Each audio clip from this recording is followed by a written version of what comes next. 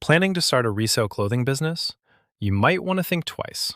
Not because you shouldn't do it, it's because there's a real gap between what this looks like from the outside and what it actually costs.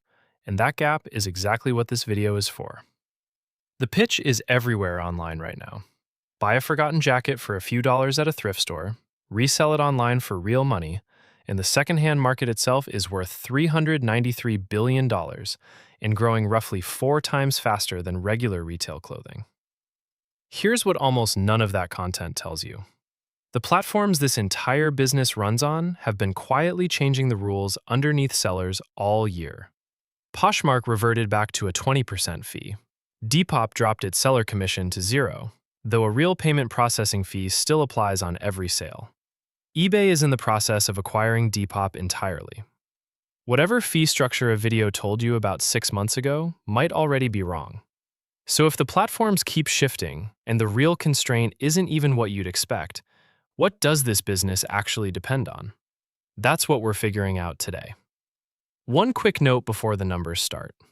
Every figure in this video is well-researched and checked against multiple sources, but research can still contain honest mistakes, and costs and regulations shift by state, city, and sometimes zip code.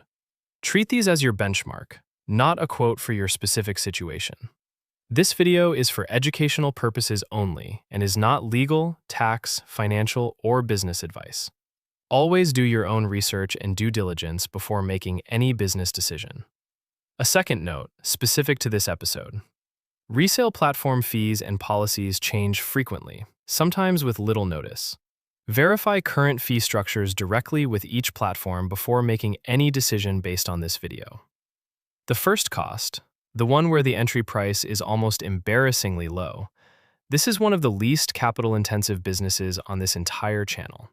Most people treat their first sourcing budget as tuition, not investment, commonly starting with just $50 to $150 and expecting to lose some of it while learning what sells. A more serious operator building real inventory typically works with $500 to $1,000 to start, enough to diversify across categories instead of betting everything on one rack of finds. Sales tax and reseller permit requirements are easy to overlook at this scale, but most states expect you to collect and remit sales tax once you're operating as a real, ongoing business rather than occasionally clearing out a closet. That paperwork is worth setting up early, not once a platform or a state notices first. Where you sell matters as much as what you buy. eBay charges roughly 13% of the final sale price and reaches the largest, broadest buyer pool. Poshmark's 20% fee comes with a built-in audience of millennial women specifically shopping for contemporary brands. Depop charges no separate seller commission, just a smaller payment processing fee, and comes with a younger, Gen Z-heavy audience built around vintage and streetwear. None of those numbers are fixed forever. This industry's fee structures have moved multiple times within a single year, which means the platform that made the most sense when you read about this business might not be the same one that makes sense by the time you start. The hidden trap, the one nobody selling the dream mentions. The real constraint on this business was never finding buyers. It's finding inventory worth buying in the first place. Demand genuinely isn't the hard part anymore.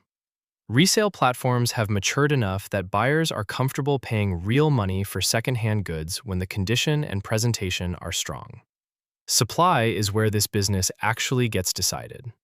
As more people chase the same opportunity, the good racks get picked over faster, and sourcing consistently valuable inventory becomes the real, ongoing skill this business rewards, not listing photos or clever captions.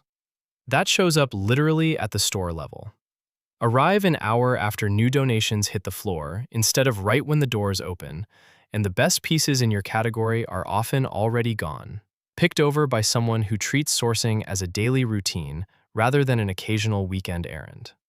That competition has a real social cost, too, worth being honest about.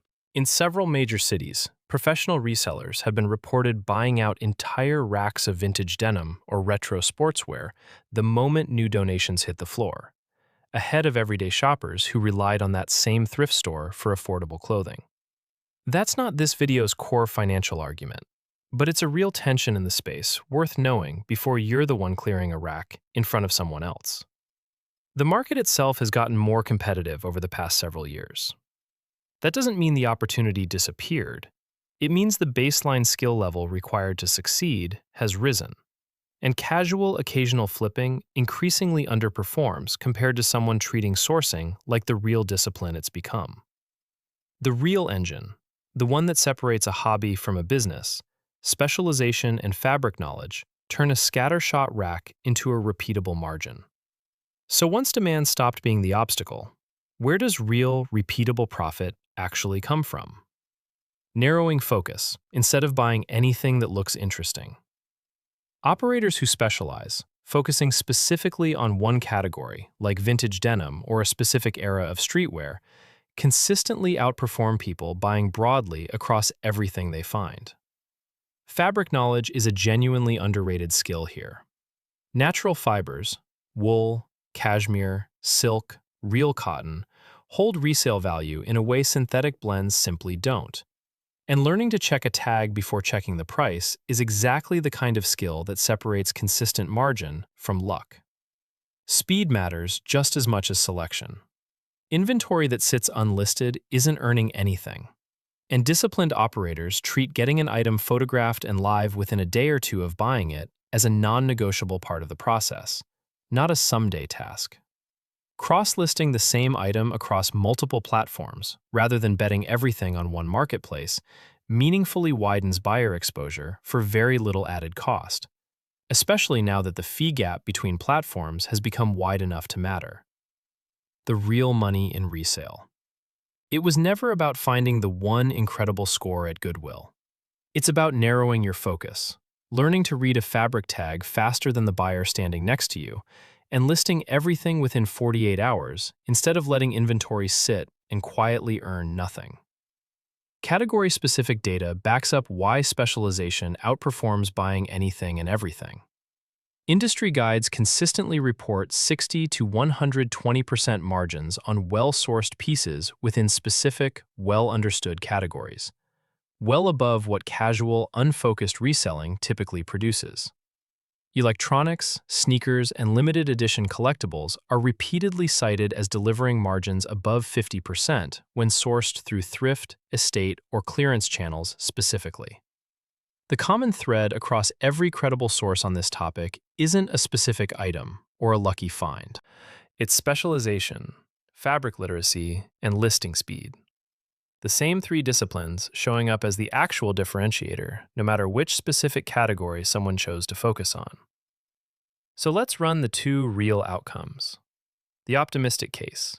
You specialize in one or two categories you genuinely understand, learn fabric and construction quality well enough to spot value in seconds, list within 48 hours of sourcing, and cross-list across platforms to maximize exposure on every item. Margins track toward that 60 to 120% range specialized operators report, inventory turns quickly instead of sitting, and the business compounds as your specific category expertise gets difficult for casual competitors to match. The realistic case. You buy broadly across whatever looks interesting on a given day, skip checking fabric tags because it takes extra time, let listings sit for weeks because photographing them feels like a chore, and stick to a single platform out of habit. Margins land far closer to a casual weekend hobby than a real business. Inventory quietly accumulates instead of turning into cash, and a platform fee change you never noticed eats into margin you were never tracking closely enough to catch. Same thrift stores, same platforms, same starting budget. The entire gap between those two outcomes comes down to whether sourcing became a genuine discipline or stayed a fun weekend habit wearing a business's name. So is it worth it? If you're picturing one lucky rack clearance funding a real income, that's the exception content gets made about, not the actual daily mechanics of this business.